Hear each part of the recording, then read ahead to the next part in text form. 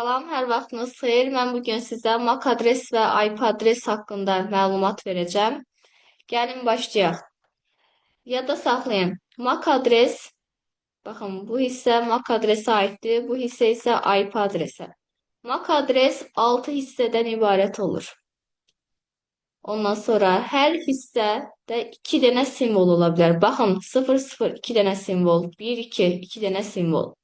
MAC adresdə 16-lıq say sisteminin simvolları istifadə olunur. Yaxşı, 16-lıq say sisteminin simvolları hansılardır? Gəlin yadımıza salaq. 0-dan 9-a qədər rəqəmlər, bir də A-dan F-ə qədər hərflərdir. MAC adresdə biz sadəcə bu simvollardan istifadə edə bilərik. Və hər hissə bir-birinə ya defislə, ya da qoşu nöqtə ilə ayrılır. Bəzən testlərdə defis verir, bəzən qoşu nöqtə verir. Fərqi yoxdur. Məntiq baxımdan eyni şey nəzərdə tutulur. MAC adres, baxın, 6 hissədən ibarət olduğu üçün 6 bayt uzunluğundadır.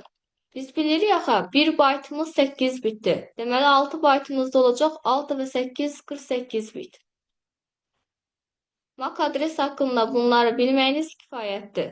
Bu arada MAC adres kompüterimizin fiziki adresidir və şəbəkə kartının üzərində qeyd olunur. Yəni biz istədiyimiz zaman kompüterimizin MAC adresini dəyişə bilmərik. Bunun üçün gərək şəbəkə kartını dəyişək. Növbəti gəlin danışaq IP ünvanlardan. IP ünvanlar 4 hissədən ibarət olur. Hər hissə minimum 0, maksimum 255 qiymətini alır. Yəni bir sözlə hər hissə 0-255 arasında qiymət ala bilir. IP ünvan dəyişkən olur. Statik olur, dinamik olur, public, private. Yəni dövlət qulluğu magistratura səviyyəsindən bu cür dərinliyi düşməsə də, ümumiyyətlə yadda saxlayın ki, MAC adres kimi fiziki adres deyil. Yəni IP ünvan dəyişə bilir. Bizim əsasən internetdəki adresimizdir. IP ünvan 4 hissədən ibarət olur. Və 4 hissədən hərəsi 1 bayt olduğu üçün ümumilikdə 4 bayt uzunluğundadır.